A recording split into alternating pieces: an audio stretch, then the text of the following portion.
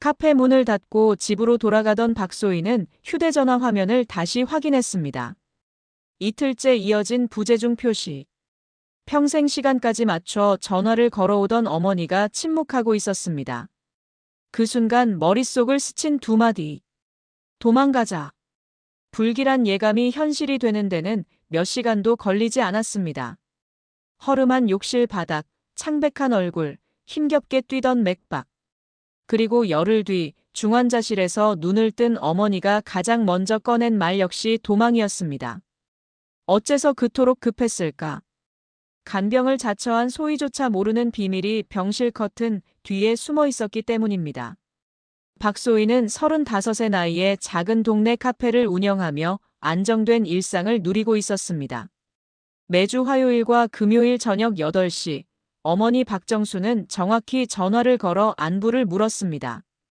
정수는 시계를 보며 시간을 지키는 사람이라 연락이 끊긴다는 건 상상하기 어려웠습니다. 화요일 밤 약속된 벨소리가 없었지만 소희는 바쁜 어머니가 깜빡했을 거라 여겼습니다. 수요일 밤에도 조용했습니다. 목요일 오후 카페 손님이 끊긴 틈을 타 전화를 걸었으나 연결음만 반복됐습니다. 한 번, 두 번, 세 번째에도 받지 않으셨습니다. 이상했습니다. 어머니는 핸드폰을 항상 가까이 두시는 분이었거든요. 불안한 마음이 들기 시작했습니다. 혹시 어디 나가셨을까? 하지만 어머니는 특별한 일이 없는 한 집을 비우지 않으시는 분이었습니다. 더욱이 미리 말씀도 안 하시고 말입니다. 소희는 작업을 중단하고 다시 전화를 걸어봤지만 여전히 응답이 없었습니다. 시간이 흘러 저녁이 되어도 연락이 닿지 않자 소희는 더 이상 참을 수가 없었습니다. 직감적으로 뭔가 잘못됐다는 생각이 들었습니다. 서둘러 외출 준비를 하고 어머니 댁으로 향했습니다. 소희가 사는 곳에서 어머니 집까지는 지하철로 40분 정도 걸리는 거리였습니다. 어머니가 사시는 곳은 오래된 주택가에 있는 2층 건물이었습니다. 1층은 작은 상가를 임대로 내주시고 2층에서 혼자 생활하고 계셨습니다. 아버지가 돌아가신 후 혼자서 이 건물을 관리하며 살아오신 지가 벌써 15년이 넘었습니다. 건물 앞에 도착한 소희는 2층 창문을 올려다봤습니다. 불은 켜져 있었지만 인기척이 느껴지지 않았습니다. 엄마, 소희입니다. 현관문을 두드리며 큰 소리로 불렀지만 대답이 없었습니다. 평소 어머니가 숨겨두신 비밀번호를 누르고 문을 열었습니다. 집안은 조용했고 거실엔 아무도 없었습니다. 엄마, 어디 계세요? 다시 한번 불러봤지만 여전히 침묵뿐이었습니다. 부엌, 안방을 차례로 확인했지만 어머니는 보이지 않았습니다. 마지막으로 욕실 문을 열었을 때 소희는 숨이 막혔습니다. 어머니가 욕실 바닥에 쓰러져 있었거든요. 의식을 잃은 채로 말입니다. 엄마, 엄마. 소희는 급히 어머니께 달려가 어깨를 흔들었습니다. 하지만 어머니는 눈을 뜨지 않으셨습니다. 맥박을 확인해 보니 다행히 뛰고 있었지만 숨소리가 약했습니다. 당황한 소희는 즉시 119에 전화를 걸었습니다. 여보세요, 응급실이요. 저희 어머니가 의식을 잃고 쓰러져 있습니다. 지금 75살이고. 신고를 마친 후 소희는 어머니 곁에 무릎을 꿇고 앉았습니다. 평소보다 창백해 보이는 어머니의 얼굴을 보니 눈물이 났습니다. 구급차가 도착하기까지 10분이 영원처럼 느껴졌습니다. 그 사이 소희는 오빠들에게도 연락했습니다. 첫째 오빠 민호와 둘째 오빠 준수에게 어머니가 쓰러지셨습니다. 지금 병원으로 가고 있습니다라고 급하게 문자를 보냈습니다. 응급실에서 의사는 뇌출혈 의심이라고 했습니다. 다행히 생명에는 지장이 없지만 중환자실에서 경과를 지켜봐야 한다고 하셨습니다. 소희는 중환자실로 들어가는 어머니를 바라보며 가슴이 철렁했습니다. 1시간쯤 지났을 때 오빠들과 새언니들이 병원에 도착했습니다. 모두 걱정스러운 표정이었지만 어딘가 어색한 분위기였습니다. 특히 새언니들은 의사에게 어머니의 상태를 자세히 물어보는 것보다는 서로 눈치를 보며 수군거리고 있었습니다. 의사의 설명에 따르면 며칠 더 지켜봐야 의식이 돌아올지 알 수 있다고 했습니다. 그날 밤 소희는 중환자실 앞 의자에서 밤을 새웠습니다. 어머니가 깨어나기만을 기다리면서 말입니다. 처음 며칠 동안은 오빠들도 병원에 자주 얼굴을 비쳤습니다. 하지만 시간이 지날수록 그 횟수는 점점 줄어들었습니다. 일주일이 지나자 중환자실 앞 의자에는 소희 혼자만 앉아있게 되었습니다. 첫째 오빠 민호는 아내와 함께 유통회사를 운영하고 있었는데 최근 사업이 어려워졌다며 병원에 올 여유가 없다고 했습니다. 지금 회사 상황이 정말 안 좋아서 말이야. 하루라도 자리를 비우면 안 되겠어. 민호는 소희에게 이렇게 말하며 발걸음을 돌렸습니다. 둘째 오빠 준수 역시 프랜차이즈 음식점을 운영하느라 바쁘다는 핑계를 댔습니다. 아이들 돌보느라 정신이 없고 가게 일도 손이 많이 가서 못 나오겠다. 준수는 항상 재정적으로 여유가 없다고 말하곤 했는데 실제로 표정에서도 그런 고민이 묻어났습니다. 결국 소희가 모든 간병을 떠맡게 되었습니다. 낮에는 카페 일을 하고 저녁이 되면 병원으로 달려가 밤새 어머니 곁을 지키는 생활이 반복되었습니다. 중환자실에서는 면회 시간이 제한되어 있었지만 소희는 간병인 자격으로 밤에도 머물 수 있었습니다. 혼자 고생이네요. 간호사들도 소희를 안쓰러워했습니다. 다른 자녀분들은 어디 계세요? 이런 질문을 받을 때마다 소희는 바쁘셔서요라고 대답하는 것이 점점 서글퍼졌습니다. 그런데 어느 날 저녁 소희는 충격적인 대화를 듣게 되었습니다. 중환자실 앞 복도에서 오빠들이 새언니들과 함께 이야기를 나누고 있었는데 소희는 화장실에서 돌아오다가 우연히 그 대화를 들었습니다. 솔직히 말해서 소희가 아직 결혼도 안 했는데 어머니 재산이라도 받으려고 저러는 거 아니야? 유진의 목소리였습니다. 소희는 발걸음을 멈추고 병실 커튼 뒤에 숨어 귀를 기울였습니다. 그러게 말이야. 우리는 다 가정이 있는데 혼자 사는 애가 어머니 재산을 다 가져가면 되겠어? 해림도 거들었습니다. 그때까지만 해도 소희는 새언니들이 단순히 걱정하는 말인 줄 알았습니다. 하지만 이어진 오빠들의 대화는 더욱 충격적이었습니다. 민호가 말했습니다. 어머니가 혹시 유언장 같은 거 써놓으셨나? 미리 확인해봐야 하는 거 아니야? 준수도 맞장구를 쳤습니다. 맞아. 지금 상황이 어떻게 될지 모르니까 우리가 먼저 준비해야지. 소희가 매일 병원에 있으니까 혹시 어머니가 뭔가 말씀하시면 우리가 모를 수도 있잖아. 유진이 다시 말했습니다. 소희는 가슴이 철렁했습니다. 오빠들이 어머니의 회복을 걱정하는 게 아니라 재산 분배를 걱정하고 있었던 것입니다. 사업이 어렵다고 말하면 어머니는 모시기는 척하고 도와주실 거야. 지금이 기회인 것 같은데. 해림이 조심스럽게 말했습니다. 소희는 온몸에 소름이 돋았습니다. 이게 정말 자신의 오빠들과 새언니들이 하는 말인지 믿기지 않았습니다. 대화는 더 구체적으로 이어졌습니다. 어머니의 재산 관리를 맡고 있는 은행 직원에게 접근해보자는 얘기까지 나왔습니다. 소희는 더 이상 들을 수가 없어서 조용히 그 자리를 떠났습니다. 그날 밤 소희는 어머니 병상 옆에 앉아 많은 생각을 했습니다. 오빠들이 어머니를 진심으로 걱정하는 줄 알았는데 실제로는 재산에만 관심이 있었던 것입니다. 평생 고생하며 자식들을 키우신 어머니가 이런 상황에 놓여 있다는 게 너무 속상했습니다. 엄마, 빨리 일어나세요. 제가 지켜드릴게요. 소희는 어머니의 손을 잡고 작은 소리로 말했습니다. 의식이 없는 어머니의 얼굴을 보니 눈물이 났습니다. 그때는 몰랐지만 어머니는 이미 모든 것을 알고 계셨던 것입니다. 이번에도 어김없이 소희는 병실 의자에서 하루를 마감하고 있었습니다. 10일째 되는 밤이었습니다. 번역 작업으로 지친 몸이었지만 어머니 곁을 떠날 수가 없었습니다. 의자에 몸을 맡기고 깜빡 잠이 들었는데 희미한 인기척에 눈을 떴습니다. 응. 소희가 눈을 비비며 고개를 들었을 때 믿을 수 없는 광경이 펼쳐졌습니다. 어머니가 눈을 뜨고 소희를 바라보고 있었던 것입니다. 10일 동안 의식을 잃고 계셨던 어머니가 말입니다. 엄마. 소희는 벌떡 일어나 어머니에게 달려갔습니다. 정말 깨어나셨어요? 엄마 괜찮으세요? 목소리가 떨렸습니다. 너무 기뻐서 울음이 터질 것 같았습니다. 하지만 어머니는 주변을 두리번거리며 조심스럽게 주위를 살폈습니다. 그리고 소희에게 작은 목소리로 말씀하셨습니다. 소희야, 아무도 없지? 어머니의 목소리는 평소보다 약했지만 또렷했습니다. 네, 엄마. 저 혼자 있어요.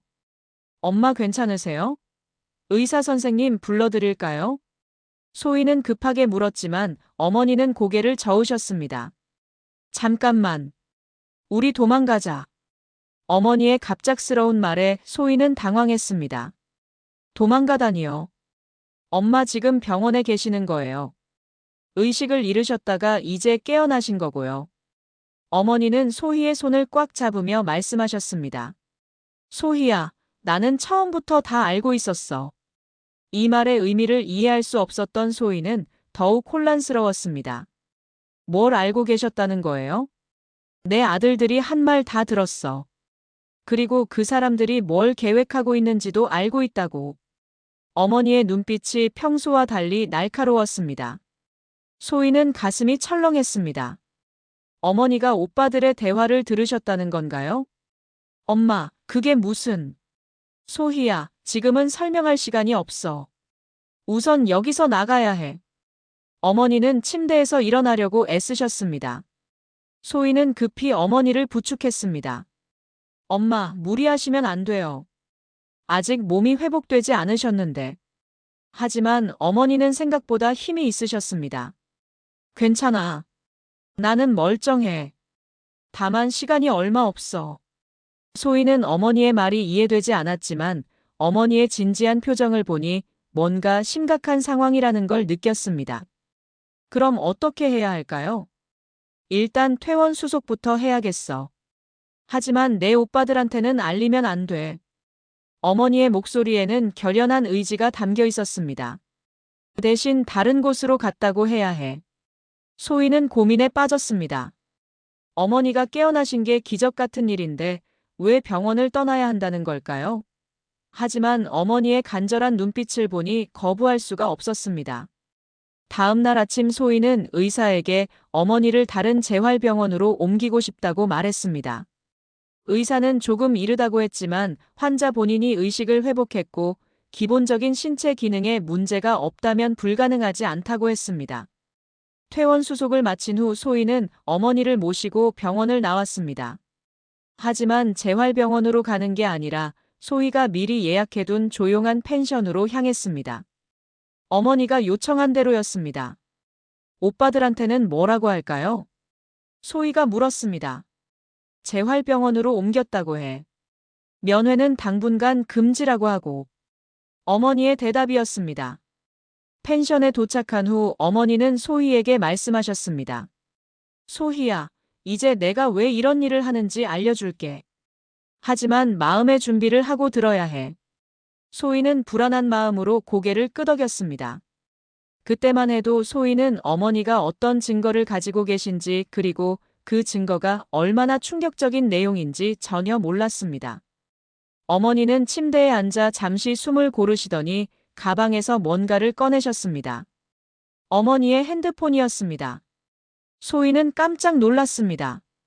엄마, 그게 뭐예요? 병원에서 녹음을 했어. 내 오빠들이 한 말들. 어머니의 목소리는 담담했지만 눈빛에는 깊은 상처가 담겨 있었습니다. 의식을 잃은 척하면서 다 들었어. 그리고 증거로 남겨뒀지. 소희는 가슴이 두근거렸습니다. 설마 자신이 우연히 들었던 그 대화가 녹음되어 있는 건 아닐까요? 어머니는 핸드폰 재생 버튼을 눌렀습니다. 첫 번째로 들린 건 유진의 목소리였습니다. 소희만 어머니랑 붙어 다녀서 정말 귀찮네. 우리가 뭔가 하려고 해도 항상 방해가 되잖아. 녹음 상태가 생각보다 선명했습니다. 이어서 혜림의 목소리가 들렸습니다. 솔직히 그 나이에 결혼도 안 한 애한테 뭘 남겨주겠어. 우리는 가정도 있고 아이들도 키워야 하는데. 소희는 얼굴이 화끈거렸습니다. 하지만 진짜 충격은 그 다음이었습니다. 민호의 목소리가 들렸습니다. 지금이 기회야. 어머니 의식이 없을 때 유언장이라도 우리가 먼저 정리해야지.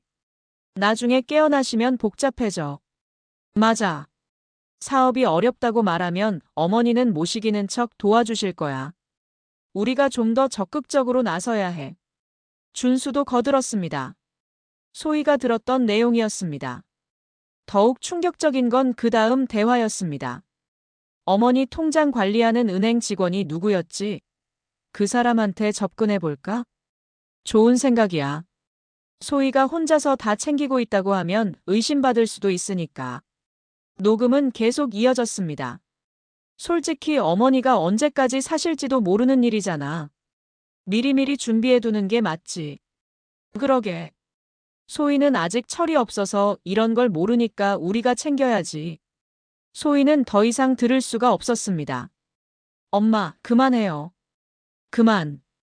눈물이 주르륵 흘러내렸습니다. 자신이 그렇게 믿고 따랐던 오빠들이 이런 말을 했다는 게 믿어지지 않았습니다. 어머니는 정지 버튼을 누르고 소희의 어깨를 토닥여 주셨습니다. 소희야, 더 있어. 내가 의식을 잃었다고 생각했으니까 맘 놓고 얘기했지. 재산관리인한테 접근하는 구체적인 방법까지 계획했더라고. 어머니는 두 번째 녹음 파일을 재생했습니다. 이번에는 오빠들만의 대화였습니다. 어머니가 가지고 계신 건물 시세가 얼마나 되는지 알아봤어? 최소한 5억은 넘을 거야. 거기다 예금까지 합치면. 문제는 소희야. 그 애가 계속 병원에 붙어 있으니까 우리가 뭘 하기 어려워. 어머니가 깨어나시기 전에 뭔가 조치를 취해야 하는 거 아니야? 소희는 믿을 수 없다는 표정으로 어머니를 바라봤습니다. 엄마, 이걸 어떻게 녹음하신 거예요? 병실 침대 밑에 핸드폰을 계속 숨겨뒀어.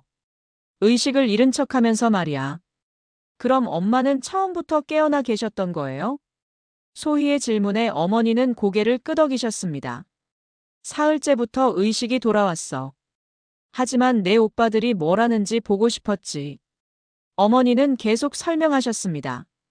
처음엔 설마 했어. 내 아들들이 그럴 리 없다고 생각했지. 하지만 하루하루 지날수록 확신이 들더라고. 이 사람들은 내가 죽기만을 기다리고 있구나.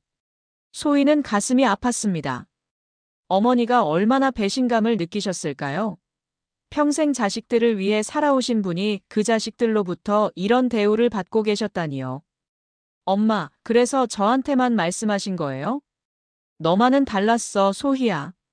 내 오빠들은 나를 돈으로만 봤지만 너는 항상 나를 사람으로 대해줬거든. 어머니의 목소리에 눈물이 섞여 있었습니다. 그날 밤 소희는 어머니와 함께 앞으로 어떻게 할지 의논했습니다. 어머니는 이미 계획을 세워두고 계셨습니다. 하지만 그 계획이 얼마나 파격적인지 소희는 아직 모르고 있었습니다. 그날 밤 펜션은 고요했습니다. 어머니는 창가에 앉아 먼 곳을 바라보고 계셨습니다. 소희는 조심스럽게 어머니 옆에 앉았습니다. 엄마, 괜찮으세요? 어머니는 한참 후에 입을 여셨습니다. 소희야, 엄마가 지금까지 어떻게 살아왔는지 얘기해 줄게. 내가 알아야 할 시간이 온 것 같아. 어머니의 목소리에는 깊은 피로감이 묻어났습니다. 아버지가 돌아가셨을 때가 너희 셋이 아직 어렸을 때였지. 민호가 고등학생, 준수가 중학생, 너는 겨우 5살이었어. 어머니는 천천히 기억을 되짚으며 말씀하셨습니다. 장례식도 제대로 치르지 못했어. 돈이 없어서 말이야. 아버지가 아프실 때 병원비로 다 써버렸거든. 어머니의 눈가에 눈물이 맺혔습니다. 그때 내 나이가 40이었는데 아이 셋을 혼자 키워야 한다는 생각에 정말 막막했어. 소희는 어머니의 손을 잡았습니다. 어릴 때 기억이 희미했지만 어머니가 얼마나 고생하셨는지 조금씩 떠올려졌습니다. 그 후로 정말 온갖 일을 다 했어. 새벽에는 식당에서 설거지하고 낮에는 청소일하고 저녁에는 반찬 배달까지 했지. 어머니는 계속 말씀하셨습니다. 손가락이 까질 정도로 일했는데도 생활비가 부족했어. 그런데 오빠들은 그때 뭘 하고 있었는지 기억 안 나시나요? 소희가 조심스럽게 물었습니다. 민호는 공부한다고 학원 보내달라고 했고 준수는 친구들이 다 하는 거 자기도 하고 싶다고 했지. 나는 그 말을 들으면 마음이 아팠어. 아이들한테 좋은 것도 못 해주는 엄마라고 생각했거든. 어머니의 목소리가 떨렸습니다. 아버지가 남겨주신 게 작은 땅 한 조각이 전부였어. 그것도 시골에 있는 거라 당장 쓸모가 없었지. 하지만 10년 후에 그 땅값이 오르기 시작했어. 어머니는 잠시 말을 멈추셨습니다. 그래서 그 땅을 팔아서 지금 건물을 샀던 거예요? 소희가 물었습니다. 그래. 운이 좋았지. 그때 부동산 붐이 일어서 땅값이 10배로 뛰었거든. 그 돈으로 지금 건물을 사고 나머지는 예금으로 저축했어. 어머니는 계속해서 자신의 삶을 풀어놓으셨습니다. 그 후로는 임대료 받으면서 조금 여유가 생겼지. 민호 결혼할 때도 예식비 도와주고 준수 사업 시작할 때도 돈 보태줬어. 너한테도 대학 등록금 다 대줬고. 엄마가 그렇게 고생하셨는데. 소희는 말끝을 흐렸습니다. 오빠들이 어떻게 그런 말을 할 수 있었는지 이해할 수 없었습니다. 그런데 언제부터인가 애들이 바뀌기 시작했어. 특히 결혼하고 나서부터는 더 심해졌지. 어머니의 표정이 어두워졌습니다. 명절 때도 내가 준비한 음식 먹으면서 요즘 물가가 비싸서 힘들다. 사업이 어려워서 걱정이다. 이런 말만 하더라고. 그래도 엄마는 계속 도와주셨잖아요. 그럴 수밖에 없었어. 내 아들들인데. 하지만 점점 느끼게 되더라고. 이 아이들은 나를 엄마로 보는 게 아니라 돈으로 본다는 걸. 어머니는 잠시 숨을 고르시더니 가장 중요한 말씀을 하셨습니다. 그런데 소희, 너만은 달랐어. 내가 사회생활 시작하고 나서부터는 오히려 나한테 용돈 주려고 하더라고. 엄마 혼자 계시니까 외로우시겠어요? 라고 물어보면서 자주 찾아와 주고. 소희는 눈물이 났습니다. 당연한 거잖아요. 엄마가 저를 키워주셨는데. 당연한 게 아니야. 요즘 세상에 부모 챙기는 자식이 얼마나 되겠어. 어머니는 소희의 머리를 쓰다듬으셨습니다. 내 오빠들은 내가 언제 죽을지만 기다리고 있어. 하지만 너는 내가 건강하게 오래 살기를 바라잖아. 엄마. 그래서 결정했어. 내 마지막 선택을 너한테 맡기기로. 어머니의 눈빛이 결연해졌습니다. 내가 번 돈을 죽을 때까지 쓰지도 못하고 눈치만 보면서 살 수는 없거든. 며칠 후 아침 소희의 핸드폰이 요란하게 울렸습니다. 첫째 오빠 민호의 전화였습니다. 소희야, 지금 어디야? 당장 병원으로 와. 왜요? 무슨 일이에요? 소희는 일부러 놀란 척했습니다. 엄마가 없어졌어. 재활병원에서 연락 왔는데 어제부터 안 계신다는 거야. 소희는 침착하게 대답했습니다. 그럴 리가요. 제가 어제 확인했을 때는 괜찮으셨는데. 확인했다고? 넌 재활병원에 가봤어? 민호의 목소리가 날카로워졌습니다. 아니요. 전화로요. 면회 금지라고 해서. 지금 당장 뭔가 이상해. 전화가 끊어진 후 소희는 어머니를 돌아봤습니다. 어머니는 태연하게 차를 마시고 계셨습니다. 드디어 시작이네. 어머니가 말씀하셨습니다. 엄마, 정말 괜찮을까요? 소희는 여전히 걱정이 되었습니다. 괜찮아. 이제 진실을 알 때가 됐어. 1시간 후 소희가 재활병원에 도착했을 때 오빠들과 새언니들이 모두 모여 있었습니다. 민호와 준수의 얼굴은 분노로 일그러져 있었습니다. 소희야, 엄마 어디 숨겼어? 준수가 다짜고짜 따졌습니다. 숨겼다니요? 저도 모르는데요. 소희는 차분하게 대답했습니다. 거짓말하지 마. 재활병원에서는 애초에 우리 엄마가 입원한 적이 없다고 하더라고. 민호가 소리쳤습니다. 주변 사람들이 쳐다봤습니다. 유진이 나섰습니다. 소희, 솔직히 말해봐. 어머니를 어디로 모셨어? 저는 정말 모르겠어요. 며칠 전에 재활병원으로 옮긴다고 들었는데. 그럼 엄마 핸드폰은 왜 안 받아? 혜림이 추궁했습니다. 아마 재활 치료 받으시느라 바쁘신 거 아닐까요? 소희의 대답에 새언니들이 의심스러운 눈빛을 보냈습니다. 혜림이 말했습니다. 이상하네요. 어머니가 갑자기 사라지시고 연락도 안 되고. 혹시 소희가 뭔가 알고 있는 거 아니야? 뭘 안다는 거예요? 소희가 반문했습니다. 어머니 재산 문제 말이야. 유진이 직설적으로 말했습니다. 혹시 소희가 어머님을 설득해서 유언장 같은 걸 쓰게 한 거 아니야? 소희는 가슴이 뛰었지만 침착함을 유지했습니다. 그런 일은 없어요. 제가 왜 그런 일을 하겠어요? 솔직히 말해봐, 소희야. 민호가 소희에게 다가왔습니다. 너 혼자 사니까 엄마 재산에 관심 있는 거 맞지? 우리는 다 가정이 있어서 바쁘니까 틈을 타려는 거고. 이때 준수도 거들었습니다. 맞아. 평소에 엄마한테만 잘하더니 이런 속셈이었구나. 우리가 바쁘다고 병원 못 다닐 때 뭔가 꾸민 거지. 새언니들은 더욱 구체적으로 압박했습니다. 소혜, 이런 식으로 나오면 우리는 법적 조치를 취할 수도 있어. 무슨 법적 조치요? 어머님을 강압에 의해 감금했다든지 혹은 사문서 위조 같은. 소희는 더 이상 참을 수 없었습니다. 어머니가 준비해 주신 핸드폰을 가방에서 꺼냈습니다. 정말로 알고 싶으시다면 이걸 들어보세요. 그게 뭔데? 민호가 물었습니다. 엄마가 병원에서 녹음하신 거예요. 오빠들이 한 말들이요. 소희는 재생 버튼을 눌렀습니다. 유진의 목소리가 선명하게 흘러나왔습니다. 소희만 엄마랑 붙어 다녀서 정말 귀찮네.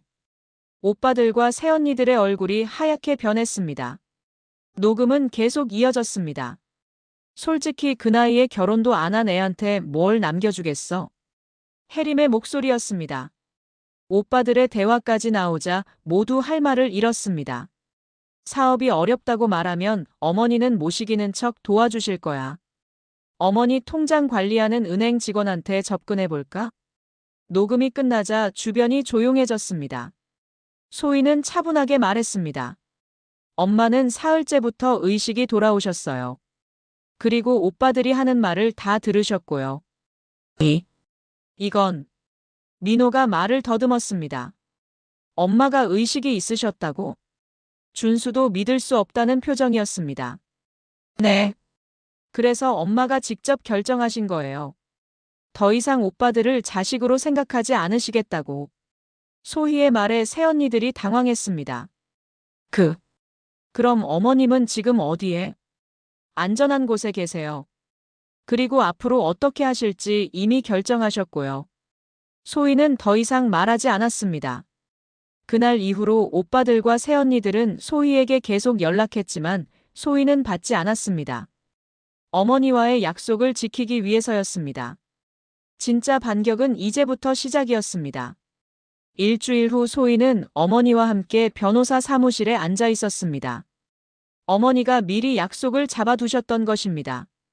변호사는 어머니의 의뢰 내용을 확인하며 말했습니다. 정말로 이렇게 진행하시겠습니까? 네. 마음을 정했습니다.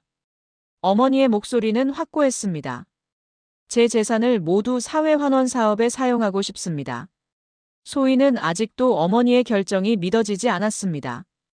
그때 변호사 사무실 문이 열리며 오빠들과 형수들이 들어왔습니다. 소희가 약속 장소를 알려준 것이었습니다. 어머니의 지시에 따라서요. 엄마. 민호가 달려와 어머니의 손을 잡았습니다. 엄마, 어디 계셨어요? 얼마나 걱정했는지 아세요? 준수도 눈물을 흘리며 다가왔습니다. 하지만 어머니는 차갑게 손을 뿌리치셨습니다. 걱정. 누가 누구를 걱정했다고? 어머니의 목소리에는 분노가 담겨 있었습니다. 엄마, 무슨 말씀이세요? 민호가 당황했습니다. 어머니는 변호사에게 고개를 끄덕였고 변호사가 어머니 핸드폰의 재생 버튼을 눌렀습니다. 오빠들과 새언니들이 병원에서 나눴던 대화가 다시 흘러나왔습니다.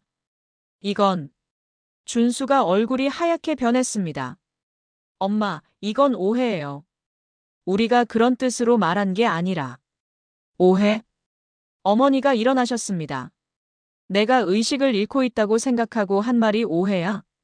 은행 직원한테 접근하겠다는 것도 오해고. 새언니들이 변명하려 했습니다. 어머니, 저희가 잠깐 실수를. 실수가 아니야. 어머니가 단호하게 말씀하셨습니다. 내가 너희들 때문에 쓰러진 거야. 엄마가 저희 때문에요? 민호가 물었습니다. 그날 아침에 준수한테서 전화 왔었어. 또 돈 이야기였지. 사업이 어렵다고 도와달라고. 어머니의 목소리가 떨렸습니다. 그 전화를 받고 혈압이 확 올랐어. 어지러워서 욕실에 가다가 쓰러진 거야. 어머니는 계속 말씀하셨습니다. 그런데 정작 병원에서는 내가 언제 죽을지 유언장은 썼는지만 걱정하더라고. 준수가 무릎을 꿇었습니다. 엄마, 죄송해요. 정말 죄송합니다. 민호도 따라서 무릎을 꿇었습니다. 엄마, 우리가 잘못했어요. 용서해 주세요. 하지만 어머니는 냉정했습니다. 용서? 내가 죽기만 기다리는 사람들을 왜 용서해? 어머니는 변호사를 바라보며 말씀하셨습니다. 진행하세요. 변호사가 서류를 꺼내며 설명했습니다. 정순 여사님께서는 모든 재산을 사회복지재단에 기부하기로 하셨습니다.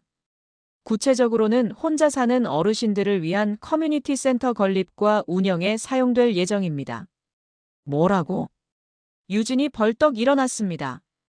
그럼 자녀들한테는 아무것도 안 남겨주신다는 거예요? 내 돈을 내가 어떻게 쓰든 상관없잖아. 어머니가 단호하게 말씀하셨습니다. 너희들이 원하는 건 내 죽음이었으니까 그냥 그렇게 생각해. 새언니들이 항의했습니다. 이건 너무하시는 거 아닙니까? 자식들이 있는데. 자식? 어머니가 웃으셨습니다. 나는 이제 너희들을 자식으로 생각하지 않아.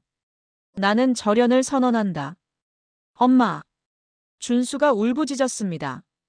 정말 용서 안 해주실 거예요? 소희 빼고는 더 이상 내 자식이 아니야. 어머니의 말에 오빠들이 소희를 노려봤습니다. 소희, 너 엄마를 꿰어낸 거지. 민호가 소희에게 따졌습니다.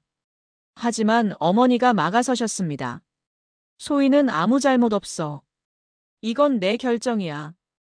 변호사가 다시 설명했습니다. 그리고 이 모든 사업의 실행권은 소희 씨에게 위임하셨습니다. 소희 씨가 센터 책임자가 되어 어르신들을 돌보는 일을 하게 됩니다. 소희는 아직도 모든 게 꿈 같았습니다. 엄마, 정말 괜찮으세요? 괜찮습니다. 이제야 마음이 편해집니다. 어머니는 소희의 손을 잡으셨습니다. 오빠들과 형수들은 한참 동안 항의했지만 어머니의 마음은 이미 굳어져 있었습니다. 결국 그들은 아무것도 얻지 못한 채 변호사 사무실을 나갔습니다. 소희야, 이제 정말 시작입니다. 어머니가 말씀하셨습니다. 내가 꿈꾸던 일을 해보자. 소희는 고개를 끄덕였습니다. 새로운 삶이 기다리고 있었습니다.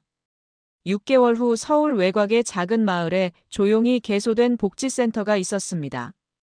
간판에는 한샘 어르신 돌봄센터라는 이름이 정성스럽게 새겨져 있었습니다. 소희는 센터 앞에 서서 그 간판을 바라보며 감회에 젖었습니다. 소희야, 어서 와. 센터 안에서 어머니가 부르셨습니다. 어머니는 앞치마를 두르고 어르신들의 점심 준비를 하고 계셨습니다. 75의 나이에도 불구하고 표정이 한결 밝아 보이셨습니다. 소희는 회사를 그만두고 센터 책임자가 되었습니다. 처음엔 걱정이 많았지만 어르신들과 함께하는 시간이 생각보다 보람찼습니다. 매일 20여 명의 어르신들이 센터를 찾아와 식사도 하고 이야기도 나누며 시간을 보내셨습니다. 오늘 새로 오신 분 계세요? 소희가 물었습니다. 응. 바로 옆 동네에서 혼자 사시는 분입니다. 자식들이 다 멀리 살아서 외롭다고 하시더라고요. 어머니가 답하셨습니다. 센터에는 식당, 휴게실, 작은 도서관, 그리고 상담실이 있었습니다. 어르신들은 여기서 함께 식사하고 책도 읽고 때로는 소희나 어머니와 상담도 하셨습니다. 혼자 사는 어르신들에게는 제2의 집 같은 곳이었습니다. 정순 씨, 오늘도 수고 많으셨습니다. 80대 할아버지가 어머니께 인사하셨습니다. 뭘요, 저도 여기서 이렇게 지내니까 좋습니다. 어머니는 환하게 웃으시며 대답하셨습니다. 소희는 어머니가 이렇게 행복해 하시는 모습을 본 적이 없었습니다. 예전에는 항상 걱정이 많으셨는데 지금은 정말 편안해 보이셨거든요. 점심시간이 끝나고 어르신들이 돌아가신 후 어머니와 소희는 센터 정리를 하며 이야기를 나눴습니다. 엄마, 후회 안 하세요? 소희가 조심스럽게 물었습니다. 후회? 전혀. 어머니는 단호하게 말씀하셨습니다. 이제야 숨이 쉬어집니다. 너랑 이렇게 살아가는 이 시간이 내가 평생 바라던 가족이었습니다. 그때 센터 전화가 울렸습니다. 지역 방송국에서 인터뷰 요청 전화였습니다. 센터가 입소문을 타면서 여러 매체에서 관심을 보이기 시작했거든요. 며칠 후 방송 인터뷰가 진행되었습니다. 기자가 소희에게 물었습니다. 어떻게 이런 센터를 만들 생각을 하셨나요? 소희는 잠시 생각한 후 대답했습니다. 저희 어머니를 보면서 깨달은 게 있습니다. 사람은 결국 자신을 있는 그대로 봐준 사람을 가장 오래 기억하는 것 같습니다. 어머님과의 관계가 특별한 것 같은데요. 기자가 이어서 물었습니다. 네. 어머니는 저에게 진짜 가족이 무엇인지 알려주셨습니다. 가족이란 서로의 존재 자체를 소중히 여기는 관계라는 걸요. 인터뷰를 지켜보던 어머니의 눈에 눈물이 맺혔습니다. 소희가 이렇게 성숙한 사람으로 자랐다는 게 자랑스러우셨습니다. 그 후로도 오빠들은 가끔 연락을 시도했지만 어머니와 소희는 받지 않았습니다. 어머니는 이미 새로운 가족을 찾으셨거든요. 매일 센터에 오시는 어르신들 그리고 소희와 함께하는 소중한 시간들이요. 저녁이 되어 센터 문을 닫고 어머니와 소희는 함께 근처 작은 아파트로 돌아갔습니다. 둘이 함께 사는 집이었습니다. 저녁 식사를 준비하며 어머니가 말씀하셨습니다. 소희야, 엄마가 너한테 고맙습니다. 뭘요, 제가 더 고마워요. 너 때문에 내 인생이 이렇게 의미 있어졌습니다. 돈을 위해 눈치만 보며 살았던 예전과는 완전히 달라졌지. 소희는 어머니의 어깨에 기대며 말했습니다. 엄마, 우리 앞으로도 쭉 이렇게 살아요. 그럼. 우리 둘이 서로 의지하면서 어르신들도 돌보고. 이게 진짜 가족이지. 그날 밤 소희는 창밖을 바라보며 생각했습니다. 처음엔 어머니를 잃을 뻔해서 무서웠지만 결국 더 소중한 것을 얻게 되었다고요. 진정한 가족의 의미와 서로를 위하는 마음이 얼마나 큰 힘이 되는지 알게 되었거든요. 센터 운영 1년째가 되던 날 소희는 어머니와 함께 작은 기념식을 열었습니다.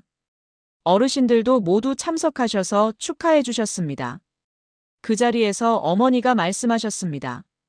제가 이 센터를 만든 건 혼자 사는 어르신들을 위해서였지만 정작 가장 큰 선물을 받은 건 저예요. 진짜 가족이 뭔지 깨닫게 되었거든요. 소희는 그 말을 들으며 가슴이 뭉클했습니다. 어머니와 자신이 만들어가는 이 작은 공동체가 세상에서 가장 따뜻한 가족이라는 생각이 들었거든요. 피로 이어진 관계보다 마음으로 이어진 관계가 더 소중하다는 걸 어머니를 통해 배우게 되었습니다. 한 사람의 이야기가 누군가의 위로가 되길 바라며 오늘의 이야기를 마칩니다. 구독과 좋아요는 저희에게 큰 힘이 됩니다.